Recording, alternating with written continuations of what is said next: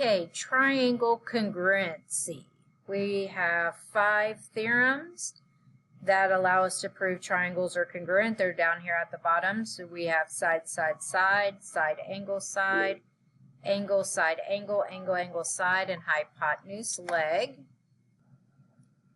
One of the things I told you to pay attention to was the markings on the triangle, what's marked, because that can help you eliminate some of the choices that we have down there. There were things that I told you that you were going to have to mark that they will never, ever, ever tell you. One is if they share a side, that's reflexive. It's equal to itself, so we can state that. The other one is vertical angles. We learned those in Unit 3. Vertical angles are congruent. They won't ever, ever tell you that. So if I look at my first triangle here, and it is a right triangle.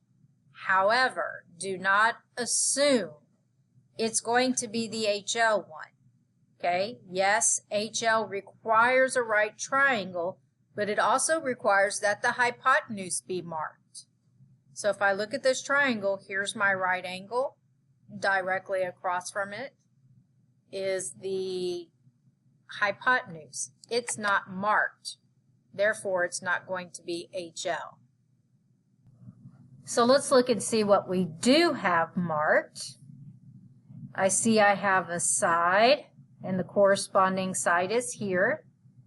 Angle, that's my right angle, and I have a right angle here. And then I have a double marked side.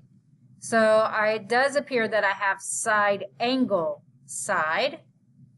And that would take my side angle side and drop it in. My next one, let's see, I have a side, and the corresponding side is there. And I have an angle, but I need at least 3 parts. Okay, this is one of those things that I told you you're going to have to recognize on your own. Because the triangles crisscross each other, they have vertical angles here and here. You can mark those congruent because vertical angles are congruent. So anytime they crisscross and you notice vertical angles that are congruent, you can mark it. So that gives me another pair of angles. And if I start with my side angle, angle, I don't have anything down here that says side angle, angle. So if I start from the other direction, angle, angle, side, I do have an angle, angle, side theorem. So these are congruent by angle, angle, side. Okay, my next one, I have an angle here, and the corresponding angle is on the opposite side. And then I have an angle here, and the corresponding angle is double marked on the opposite side. So I only have 2 corresponding parts, and I need 3. And this is another one where you're going to have to recognize they share this side. That's reflexive property. I can mark it. So you can mark the reflexive side. That actually gives me the side, and either way I go, it reads angle, side, angle. Angle, side, angle. So I drop that in my box. Okay, then I have my next one. I have a right triangle. And if I look across from it, I do have the hypotenuse marked.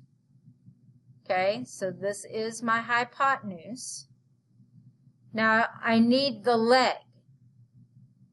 Since the triangles share a side, remember I have that reflexive property that says I can mark it, that it's equal to itself. That also gives me the leg. So this triangle is congruent by hypotenuse leg.